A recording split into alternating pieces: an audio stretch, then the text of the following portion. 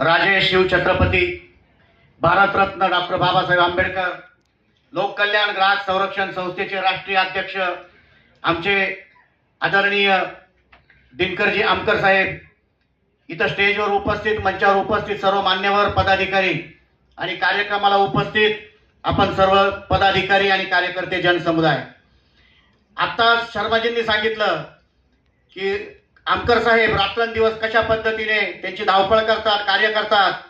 मी एक सांगू इच्छितो, आता त्यांनी आठवण दिली म्हणून आपण जे म्हणतो की घार हिंडते आकाशी चित्त तिचे बाळापाशी. काल रात्रीचाच अनुभव मी सांगतो माझा. रात्री जवळजवळ 12:30 वाजता मला आमकर साहेबांचा फोन आला. मी फोन उशालाच घेऊन झोपलेलो असतो.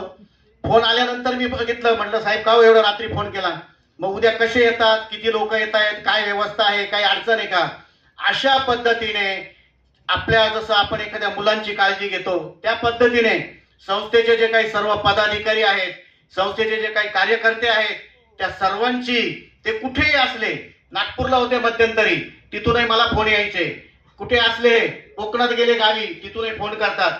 तर अशा पद्धतीने आपल्या संस्थेची, संस्थेच्या पदाधिकाऱ्यांची आणि संस्थेच्या कार्यकर्त्यांची काळजी घेणारा एकमेव व्यक्ती मी जो पाहिला असेल तर त्याचं नाव आहे दिनकरराव आमकर. मित्र, भारतीय जनता पार्टी एक मोठा पक्ष आहे. त्याचा मी नाशिक शहराचा नाशिक एका मंडळाचा सरचिटणीस आहे. एका विधान परिषदेचा मी विधान प्रमुख आहे.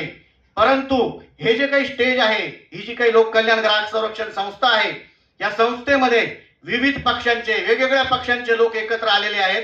वेगवेगळ्या पक्षांचे लोक जरी असले, परंतु पक्षीय जोडे ते स्टेजच्या बाहेर, मंडपाच्या बाहेर काढून इथं एका दिलाने एकत्र येऊन आमकर साहेबांच्या नेतृत्वाखाली ग्राहकांसाठी आपण काय कार्य केलं पाहिजे याचा एकमेव ध्यास घेऊन इथं सर्वजण आपण एका मताने या कुटुंबामध्ये इन्व्हॉल्व झालेलो आहोत. मला सांगायला आनंद वाटतो की आपल्याला सरकारने, शासनाने ग्राहक चळवळी ज्या काही केल्या त्यानुसार जे काही वेगवेगळे अधिकार दिलेले आहेत त्याची जाणीव, ते आपले अधिकार काय, आपले कर्तव्य काय, जसं ग्राहकांना काही अधिकार आहेत तसे त्यांचे कर्तव्य पण आहेत, ते समजून सांगण्यासाठी कार्यशाळा या संपूर्ण भारत देशामध्ये सरकारच्या वतीने सुद्धा त्या केल्या पाहिजे.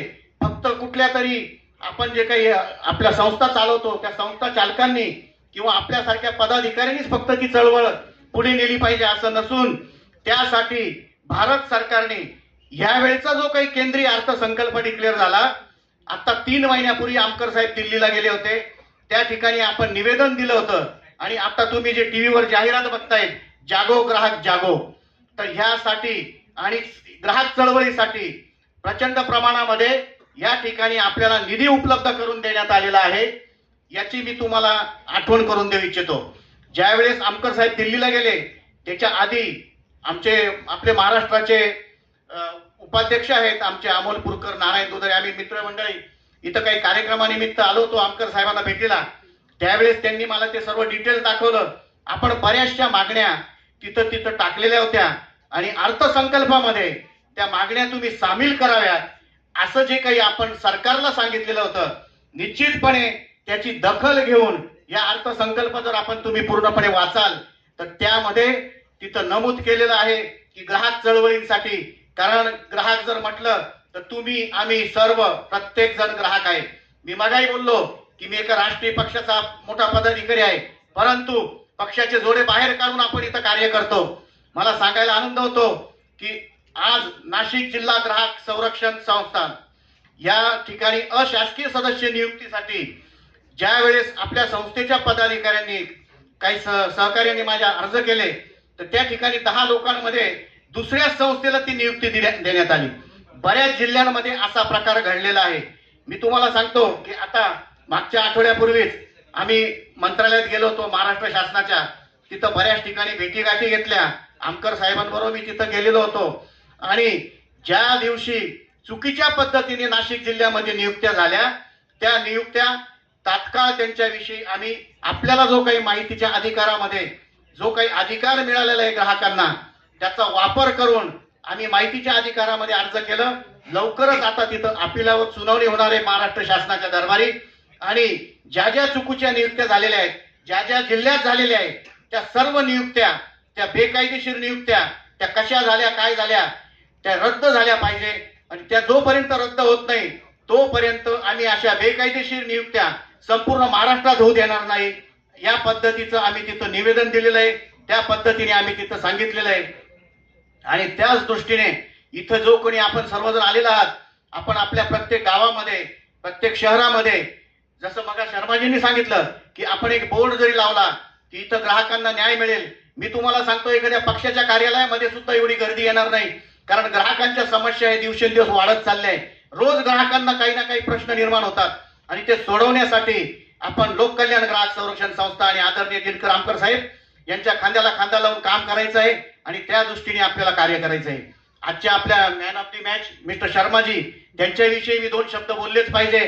कारण मी बघितलं, शर्माजींना मी नाशिकला आमंत्रित केलं होतं. ते जे काही मेडिकल कक्षाचं काम करतात, खूप अतिशय एकदम तोलामोलाचं कार्य आहे. आमच्या नाशिकच्या आमदारताई आहेत, आमदार कार्यसम्राट आमदार सीमाताई हिरे, त्यांना कुठून तरी माहिती मिळाली शर्माजींची आणि त्यांनी मला सांगितलं की ते एक मेडिकल कक्षाचं नागपूरला असतात. मी म्हटलं, ताई ते आमच्या लोककल्याणमध्ये असं असं कार्य करतात, तर त्यांना आपण नाशिकला बोलू शकता का? मी तात्काळ शर्माजींना फोन केला आणि शर्माजी त्यानंतर एक 8-15 दिवसांनी वेळ घेऊन नाशिकला आले. त्यांच्यावर त्यांचे काही कार्यकर्ते होते. आम्ही आमदार ताईंना भेटलो आणि त्या ठिकाणी मेडिकल कक्ष नाशिकला सुद्धा मी तिथं चालू करायचं आहे आणि तिथं ते कार्य लवकरच शर्माजींच्या नेतृत्वाखाली, त्यांना त्यांच्या मार्गदर्शनाखाली मी तिथं करण्याचं एक ध्येय उद्दिष्ट ठेवलेलं आहे. मी बघितलं अक्षरशः नागपूरमध्ये मी एकदा काही कार्यक्रमानिमित्त गेलो होतो, आता 2-3 महिन्यापूर्वीची गोष्ट आहे. तर चौकामध्ये शर्माजी आणि त्यांनी जे कार्य चालू केलेलं आहे